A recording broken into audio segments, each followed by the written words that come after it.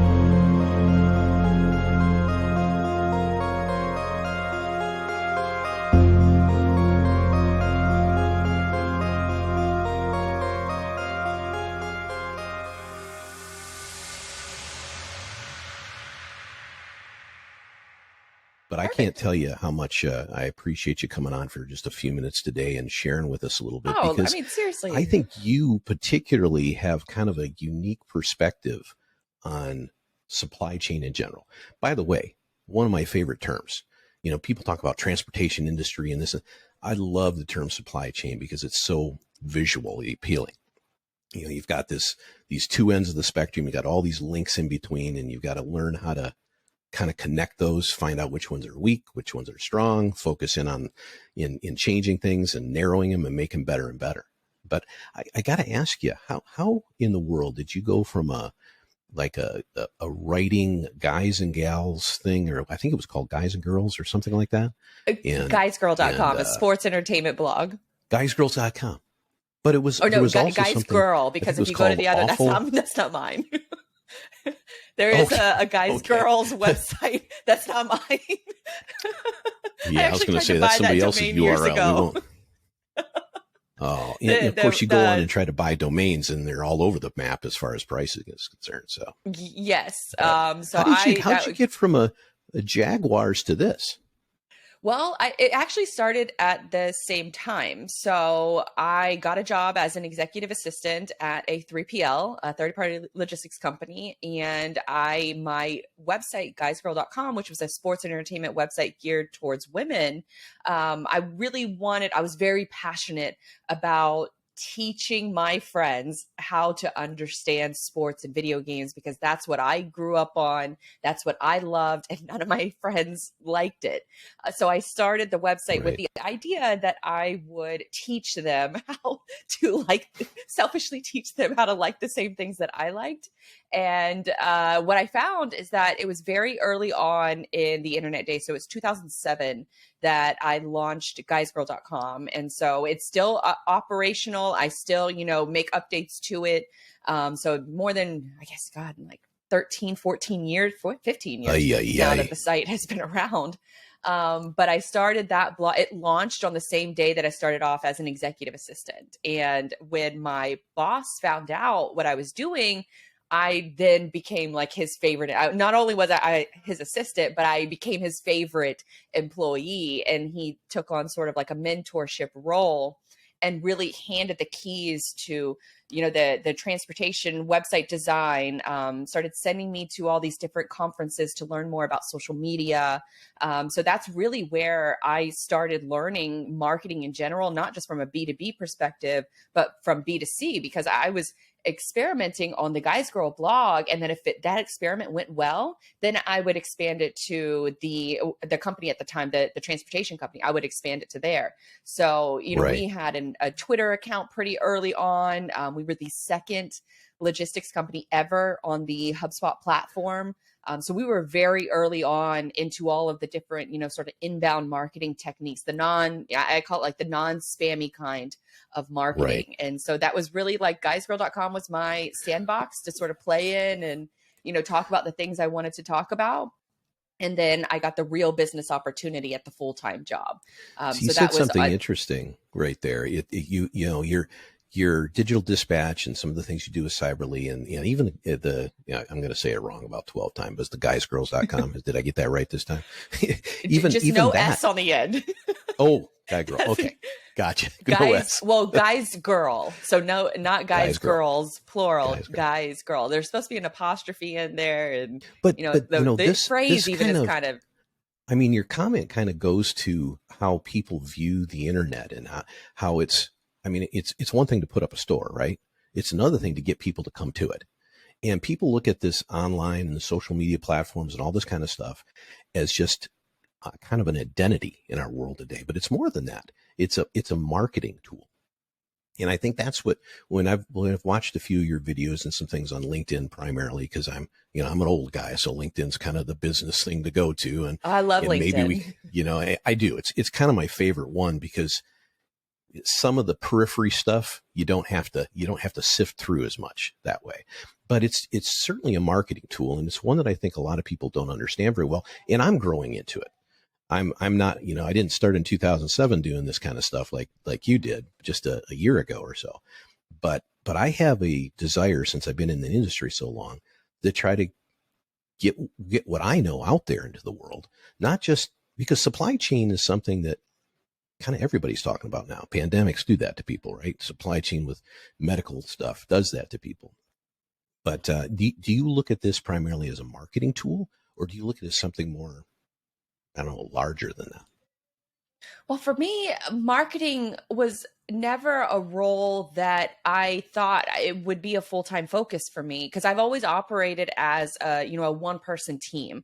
So, back when, I'm trying to market my business, I'm a one-person team. When I'm trying to market the company and I'm, an executive assistant, so I'm making bank deposits and, ordering office lunches for all the brokers on the floor. And then in addition to that, I'm running all of the social media and trying to get the company name out there and trying to figure out how the hell to even build a website. So it was really a trial by fire. And for me, it was always about just telling the behind the scenes and telling my story. So now, we sort of talk about it as personal branding and putting your name out there. But it really just comes back to the skill set that you have to have when you're an entrepreneur or a solopreneur, and you have to wear all of the hats, and you have to figure out how to sort of move through all of the noise that's online. And that has certainly evolved on several different channels.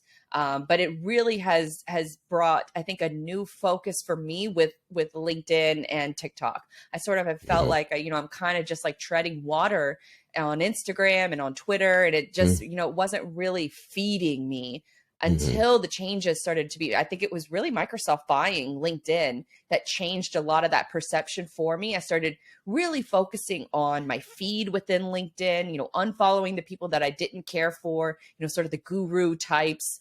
Right. So just unfollowing those people and starting to connect more with people that are actually active on the platform. I think that's where a lot of folks make a mistake, is that they maybe use like a LinkedIn Sales Navigator tool or something, and they target people, based on their job title instead of the folks that are actually active on the platform. But when you put the work in and you really focus on refining your feed to only hear from the people that you admire, the people that you respect their opinion, that's where LinkedIn really has a lot of magic. And for comparable to other social media platforms, if you have a post that does pretty well, and when I say pretty well, maybe you get, a dozen or a couple dozen likes on it, that post will still show up a week later on the LinkedIn algorithm. Interesting. Versus, and that disappears Twitter, on other ones, right? Twitter, the shelf life of a tweet is somewhere around 2 minutes. So if that tweet doesn't do anything within 2 minutes, then you have to come up with something else. So it's very instant, it's constant. And a lot of business owners, you can make a lot of great connections as far as interview targets on Twitter, but LinkedIn has really been the place where I have connected with people more so in logistics and supply chain, particularly when all of the lockdowns started happening, all of the conferences that we were used to going to and networking in person, all of those connections and all those opportunities moved online. So for me, it was a no-brainer to jump into the situation because I knew eventually conferences were going to come back. I mean, I'm You're coming in the state back of Florida, with a vengeance now. Conferences yes. are big time. It's like, where do I go? And in the state of Florida, we've had them back for a year. So well, it's, I tell you maybe what, 2 years. in Florida is great for it.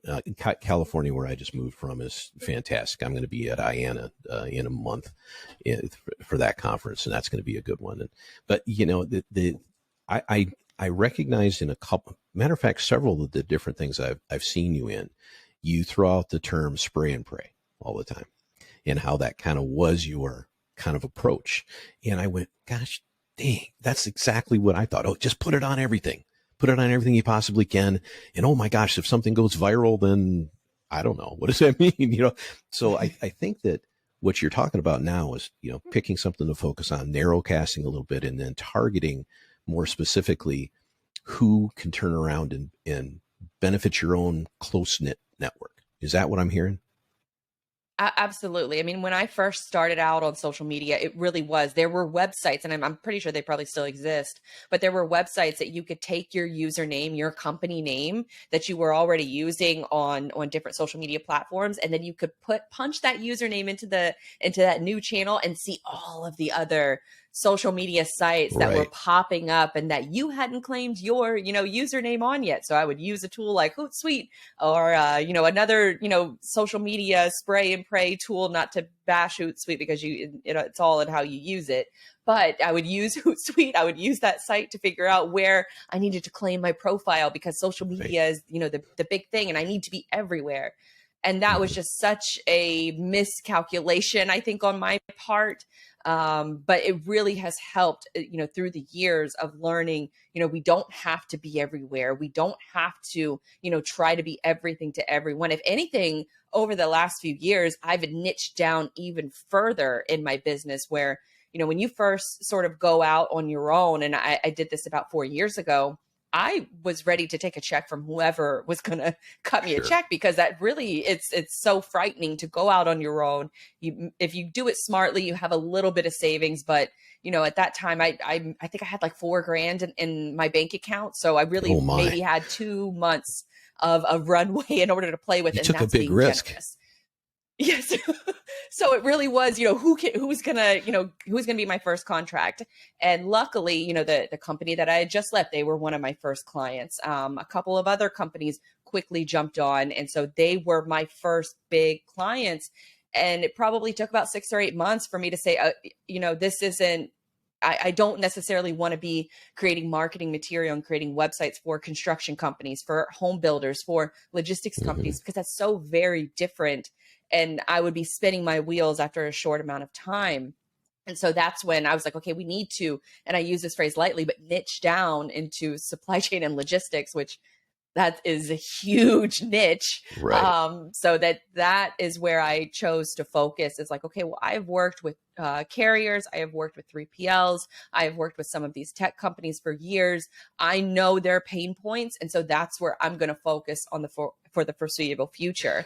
And so that's where Digital Dispatch was really born. I think that the space that we're both in different directions, I'm certain of that. I own a trucking company and a small 3PL, and I'm doing this kind of thing, is trying to branch out and do some other things. Maybe, matter of fact, even probably turning this into a .org at some point. So because I've got, Nice. I'm getting older. I want to give back to the community, et cetera.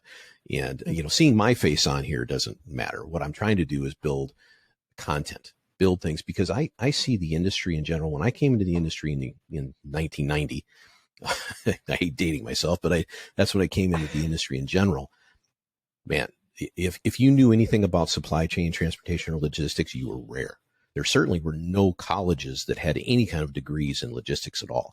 And so now you have this whole generation of people coming out of the universities that are analytically based. That's great for systems and TMSs and things like that, and understanding the details. But there's the connection for the experiential connection for them has not been there. So what I'm hoping to do is try to give a platform to conversations like this, where people can learn that there's more about logistics than just by the numbers. I love systems. I love the way things are changing. I think there's a lot to be said for kind of marrying systems up more, because every single transportation company or 3PL has independent systems, and that tends to lend itself to inefficiency.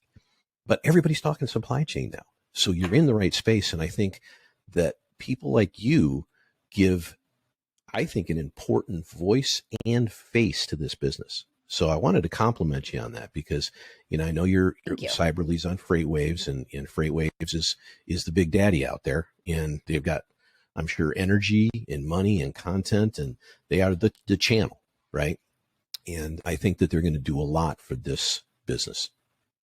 Well, I appreciate that. I mean, that's when I made a big decision probably about 5 years ago to leave sports, because I that sports blog that I started years ago ended up evolving into different opportunities to work in local radio, to, work in local TV, I'm from Jacksonville, Florida. So, I covered the Jaguars extensively, not just for the website, but for, other outlets as well. And I started getting more opportunities, but I didn't see the growth unless I moved to a different city with more than one pro sports team. But then I looked at what FreightWaves was doing, and it really felt similar to what a lot of the early sports blogs were doing and covering the industry, hitting it hard, focusing on, breaking news, and then also having an editorial side of content. So that really drew me in to FreightWaves, the platform itself. I went to their very first conference, was able to meet a lot of the crew that, Craig and Tim Dooner, that are still there, to this day. And I was able to make those early connections with them. And I saw the way that Dooner he's the host of What the Truck, how he was really putting a lot of his personality into his content. And that's what made it click for me, because for so long I had it just separated, where it was, this side of my personality is the sports and entertainment side. And then this side is the business and the freight side of things, where it's super serious. But the magic really started happening when FreightWaves kind of gave me the permission, or gave me the outlet to marry both of those together. I mean, just last week I did a show on, Jacksport, with how does a city get a port, and then how does a city get a football team? So covering the logistics of both of those things, it feels like, kind of, the culmination of my career over the last 10 years. Yeah. So I really give a lot of credit to FreightWaves for sort of paving the way to give, creators like ourselves that permission to, or not that permission, but to set the example for what content in this space can be, and how mainstream it can go. Well, this is such a different form of communication than, historically, the legacy media, et cetera. And I really like it. I think you have some dangerous areas of this type of communication, because you can just have an echo chamber, and it can exacerbate good or bad, right? I'm not making judgments on that. But True. At the same time, it allows people to, as you said, be who they are. And I think my favorite, I don't know if you still, I think you still have the podcast called Everything's Logistics, right? Yeah. Yes. And I think that's the perfect name, because it's like every time I turn around, I interviewed a young guy I know that works for Illumina the other day. And most people don't think much about the logistic side of, DNA sequencing and all the stuff that goes on. But we had a nice little conversation about it. And it has logistics. And in your arena, I think it's more than just talking about ports and maritime stuff, or the origination of what a container was, which I love that little thing on LinkedIn, by the way. That was a great one. Thank you. But the logistics of actually disseminating information using communication tools to do so, because it's like everything else. If you have a long chain of communication, if you spray and pray, as we talked about earlier, you got too many links in the chain. So you have to become more and more efficient with that and drive home the information and the stuff that you want to get across to your audience. And I think that's really important. I call it infogistics myself. I don't know if that's coin or not, but that's kind of what I look at it as. And I think that people, and specifically, and there was a gal you had on the other day that's got some podcasts focus on women in the industry, which, hugely unpopulated in terms of the transportation logistics industry. And it needs to be changed. My daughter has been working with my companies for 12 years now. And thank God she knows more than me about it now. So those things are getting better and better, but it's great to see. Absolutely, because I joked for a very long time that I loved going to logistics conferences compared to marketing conferences, because when I go to the bathroom, the line is so much shorter at the logistics conference than it is at the marketing conference. And so it was always sort of funny to me. So I sort of use that as a gauge now when I go to conferences, and the lines are getting longer. I see more women being represented and choosing to almost be an influencer. And I bought this domain a few weeks ago, but called Freightfluencers, and I haven't done anything with it. But I really feel like that is where a lot of folks are starting to build themselves as a personal brand and really hone in. And it's not just at the sort of, I don't want to say like entry level or mid-management level, but it's also at the executive level too, that you're seeing a lot of executives go on interviews and start up a podcast and have conversations, because that's the root of what we're doing here. That's the root of social media. It's about taking those relationships, creating that conversation, starting with the digital handshake, because when you do finally meet some of these people in person at conferences, that's where the real magic happens. And so that's where I've always sort of pitched to logistics companies, especially in the early, 2000s or the late 2000s, when people are like, why are you on social media? We don't, we're a trucking company. We don't need to be on social media. And it's right. Like, you don't understand. This is your digital handshake. This is your future relationships that you're building now that's going to snowball in the future. And so I think that we are really, COVID was the point, the flash in the pan for people to realize that you can get out there, you can start building brand awareness, and you can build even for a lot of sales reps. A lot of sales reps are finding tremendous value by seeing what's going on in the market, commentating their thoughts on what's going on in the market, and then they're landing new jobs, better jobs, because of the insight and the way that they see things and how they perceive the entire supply chain. It's been fascinating to watch. So that's something you mentioned a little bit earlier. You said something about personal branding. And I know when I started iLevelLogistics.com, that what this site is on, or this cast is on, I was basically talking to my team and said, hey, let's brand this thing. And then I had a couple people tell me, what you really need to do, Chris, is brand yourself. And of course, it's kind of not my personality, which means I have to change my personality in a way to market properly. But so what is that difference? And then on top of that, you gotta tell me. I don't understand TikTok to save my life, and I think that's for my age bracket. Sorry, I'm the end of the baby boomers, and that's just not my thing. But you had mentioned in something I saw this video first kind of concept and how effective that is. What's your take on it?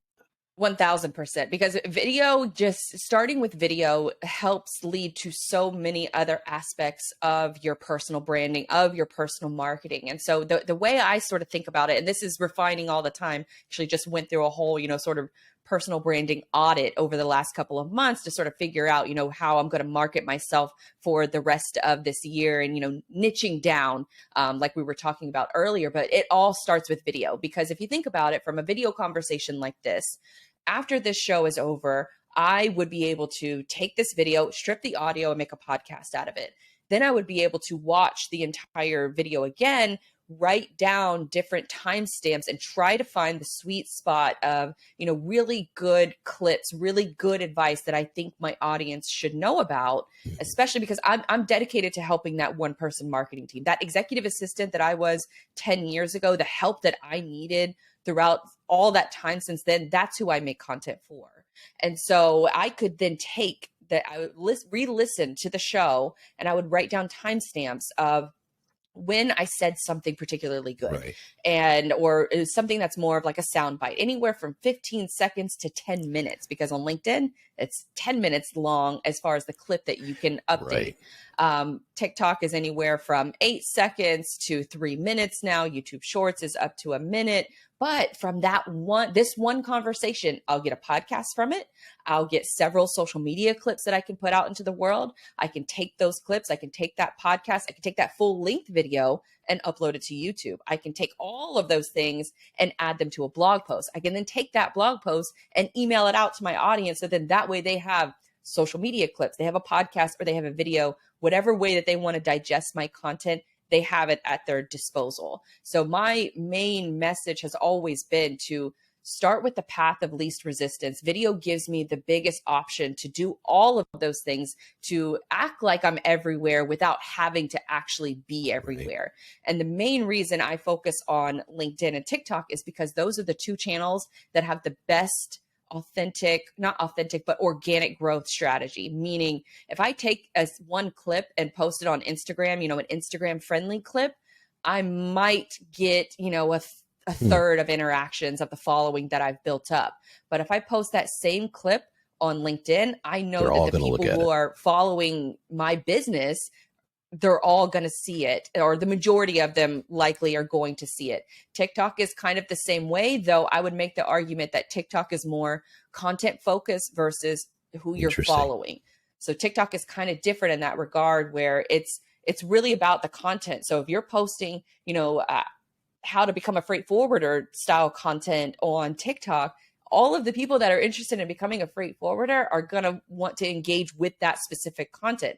If you're publishing something about, this is what I had for lunch today, nobody's going to care, because TikTok is pushing the content that they think their audience cares about. It's not necessarily who you follow, which is sort of a deterrent away from what Facebook and Instagram and even Twitter have taught us, where you only get the content from the people that you follow, versus TikTok is where you can choose to get that content from the people you follow, but the default is going to always be your For You page, which is the content that you have shown the most interest in, which is why I think it's super interesting to have a TikTok and a LinkedIn play. When you go on TikTok and you're looking at a picture of trucker cats, like I saw something that you did the other day, and who can't look at cats? Come on.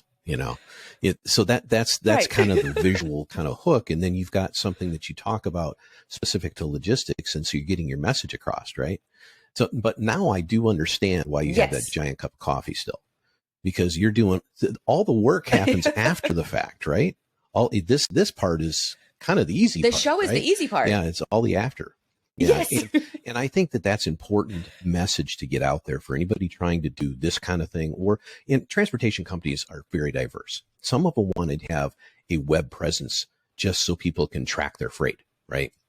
Or have a contact me kind of scenario. Others want to use it as part of their portfolio of tools to market themselves. And I don't know anything you can do with a vendor or a shipper these days that doesn't request your website. So everybody's got to have that stamp, that place to go. So 1,000%. I think that's real important. I don't know if I'm taking all the right steps to do what I need to do, but this kind of thing has given me much more broad understanding of the way I need to advance things, which is fantastic. Well, there's also a lot of marketers who will say that you should spend 80% of your time on the distribution of that content versus the creation of that content. And the idea behind that is that if you post something to, say, LinkedIn, there's arguably about 10% of people that will see that in their feed. Then that 10%, if they interact with it and they interact positively with it, then LinkedIn will show it to more people. And so when you think about it from that lens, that if you post something, nobody remembers your content like Sure. you remember your content. And so we have this fear that, oh, I just posted something like this very similar, 17 days ago. Everybody's going to remember it. And then I'm going to get accused of, of double posting, or you've already posted it. When in reality, nobody cares. As long as you're just providing insight and information with the goal of that insight and information being digested on that platform, not, here's a clip, here's where you can listen to everything else, which is fine, or more of the outdated play, which is, here is one tip from our ebook, go and download to see the rest of it. And then you give us your email, and then you expect to get 10 follow-up emails about how to get on, their sales demo. Nobody wants that experience anymore. You post to social media with the goal of getting that message read or heard. And then the side effect is later on, when that person is ready to buy, they ideally know about your products, your services, and then they come directly to you before they ever go to Google search, before they ever, ask somebody else, a recommendation. They already know about you because of the consistent social media messaging that you've been putting out into the world. And so that's kind of the way that I like to think about it, is where is this content going to end up? Where is my audience already hanging out? And then how can I reverse engineer it to where I'm creating the content that they want to see and refining it over time. And we talked about supply chain processes earlier. It really is, it's your content supply chain is just as important as your knowing your audience is what you're basically saying. Consistency and knowing your audience. And of course, knowing your audience is a process. It's an evolution. It's a process of refining and understanding that, what they're looking for, how they're looking for it. And the fact that, people talk about long form podcasts versus short form and all I think what you're basically telling me, and correct me if I'm wrong, but create whatever content you want, but understand behind the scenes that you need to kind of chop it up and make it into something palatable for those that are interested. And I think that's a great message. As long as it's good content, as long as I've posted 10-minute long videos on LinkedIn before, and other marketing blogs will tell you that that's the wrong thing to do. You should only post, 1 to 5 minutes max, because that's the attention span. If the content is good, people will watch it and people will digest it. Now, there are some nuances, of course, to all of that, where your caption that you put with the LinkedIn video matters a hell of a lot more than a lot of people think. You can't just put a video up there, but you can summarize what the video is, and just I like to call it the attention economy, and following how people pay attention to content. And one thing, especially on LinkedIn, that people pay attention to is they 90% of people are just scrolling the feed. They don't they don't interact, they don't comment. It's very rare for a lot of people to interact with content, but they see it and they read it. And that's the people that you're trying to go after, is that eventually that they will see your brand so much and know the problems that you solve that they come to your website and they make that high intent conversion. And then that's where you're winning in a digital landscape, is because I think for a lot of folks, they get caught up in, well, I need to write this blog and it needs to be 5,000 words. And then I need to do a dancing TikTok. And then I need to, post some thought leadership on LinkedIn. That sounds exhausting. What you should do is focus on 1 or 2 social media channels max, where your audience is already hanging out. Make sure that your website is being used as that final sales tool. Make sure you have that refined, and really where it's not too confusing, where somebody arrives on your site and they know who you are, what you do, and you make that conversion point clear as day. But I think for a lot of folks who are in this space, they jump right into an SEO focused blog. Then they wonder 6 months from now, well, I'm getting traffic on this blog, but nobody's actually converting. That's because it's an outdated strategy. You need to focus on where people are hanging out. And then ultimately, when they are ready to buy, then hopefully that you've set up that content snowball over the course of months, sometimes years, it takes people to get into that buying cycle, especially in this space where the buying cycles are so long compared to, like a direct to consumer or B2C products. I think you used a word earlier that's probably the perfect one to leave people with, and that's consistency. I mean, what you're basically saying is that there's a lot of things that go behind the scenes on this, but you have to persevere.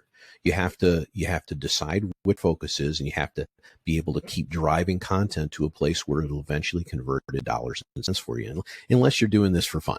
If you're doing it for fun, that's a whole different thing. That's just the bluck, right? But if you're doing this for a reason and for in profitability's sake, then that's the way to go.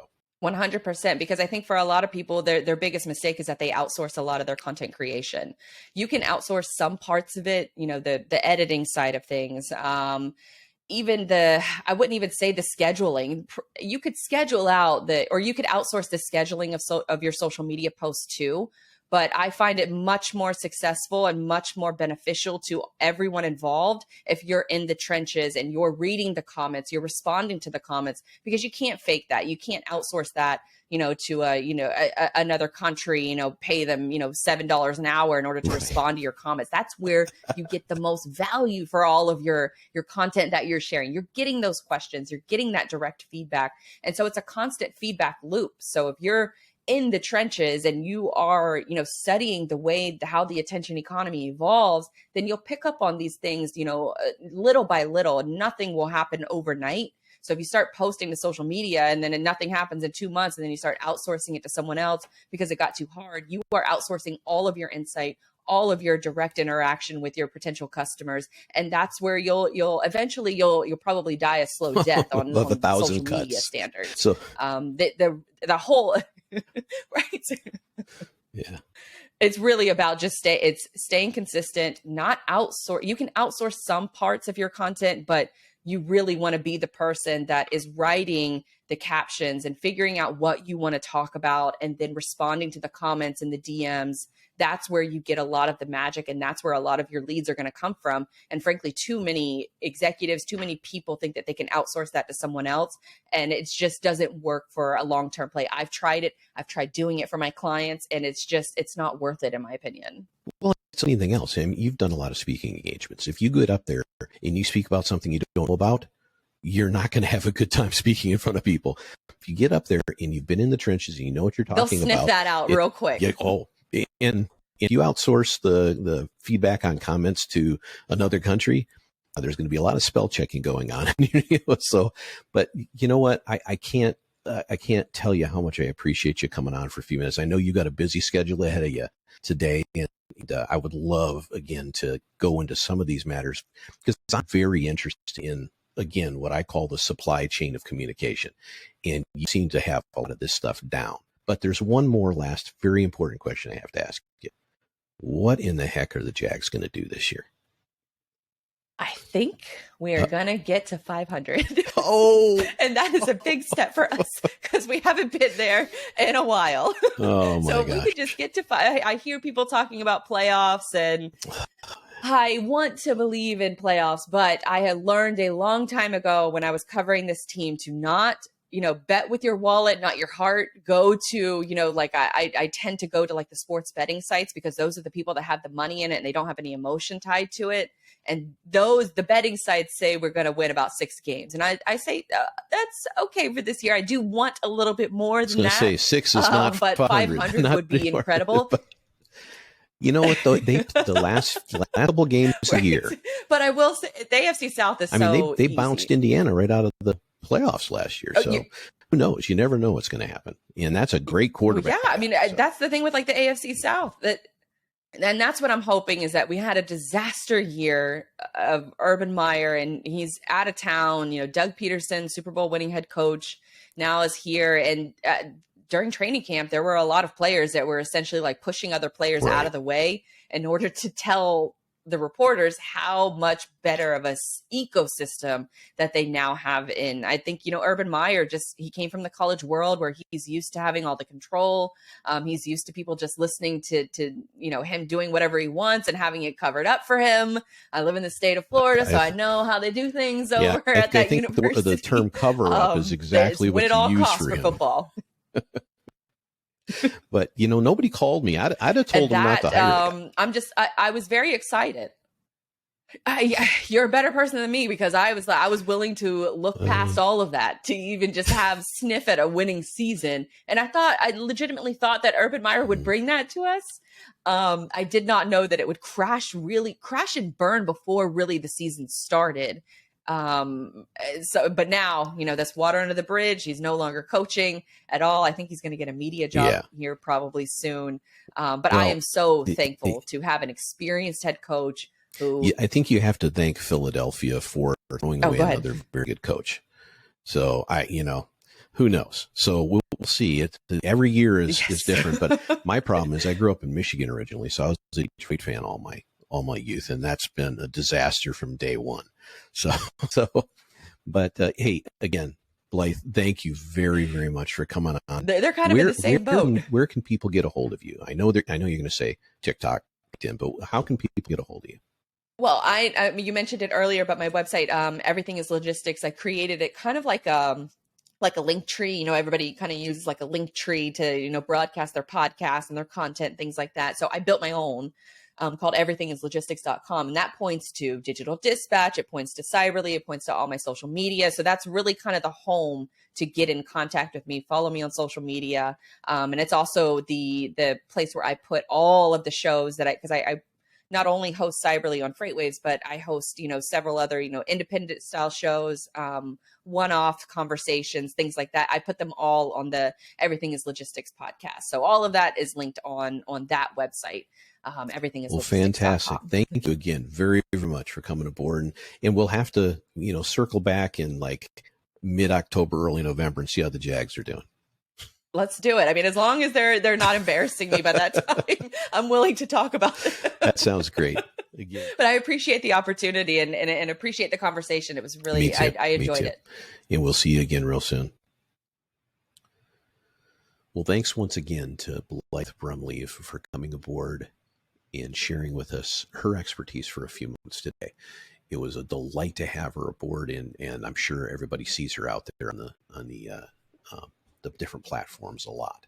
So it's a pleasure to get her insight into an industry that's growing and becoming more and more important to both people inside the industry to understand and grow and learn within their careers, and outside the industry to the population in general. Join us at iLevelLogistics.com to see more of the same, to see our other guests that we bring aboard of different aspects of the logistics industry. Come see our industry indicators that come out a couple of times a month, our curated aggregate information. Sign up for our free email. It'll give you the highlights for the day and show you what's going on in the industry. And until next time, this is Jocelyn, your host, signing off in another edition of JOZ Bytes.